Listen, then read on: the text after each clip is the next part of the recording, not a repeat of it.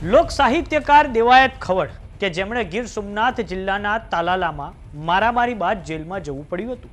આ પછી તેઓ જામીન પર બહાર આવ્યા હતા, પરંતુ તે પછી હવે ફરી એકવાર ફરિયાદી ધ્રુવરાજસિંહ ચૌહાણની અરજી પર દેવાયત ખવડના જામીન રદ થતા તેમણે 30 દિવસમાં તાલાલા પોલીસ સ્ટેશનમાં હાજર થવું પડશે. તો હવે દેવાયત ખવડની મુશ્કેલીઓમાં વધારો થઈ શકે છે અને તેઓ પોતાના જામીનને લઈને ગુજરાત હાઈકોર્ટમાં અરજી પણ કરી શકે છે. તો આવો જાણીએ શું છે સમાચાર. નમસ્કાર, જમાવટ સાથે હું છું પાર્થ.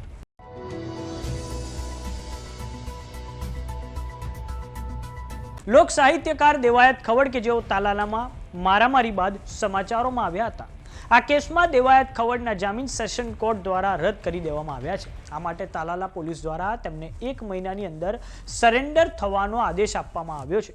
દેવાયત ખવડે 11મી ડિસેમ્બરના રોજ સરેન્ડર થવું પડશે. તો હવે આ મામલે દેવાયત ખવડ ગુજરાત હાઈકોર્ટમાં પિટિશન કરી શકે છે. હવે જાણીએ કે આખો મામલો શું છે કે જેમાં દેવાયત ખવડ સતત સમાચારોમાં ચમકતા રહે છે.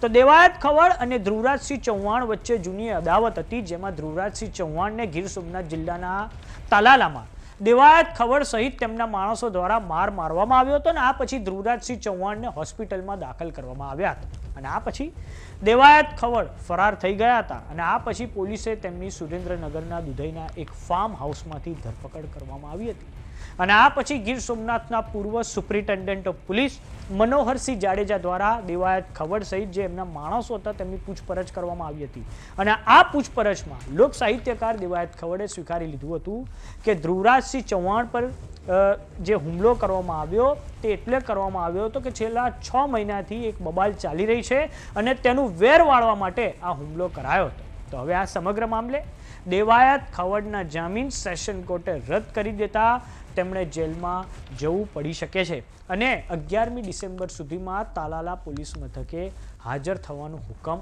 આપવામાં આવ્યો છે. આમ હવે દેવાયત ખવડની મુશ્કેલીઓમાં વધારો થઈ શકે છે અને આ જ કારણ છે કે તેઓ હવે ગુજરાત હાઈકોર્ટના દરવાજા ખખડાવવા જઈ રહ્યા છે.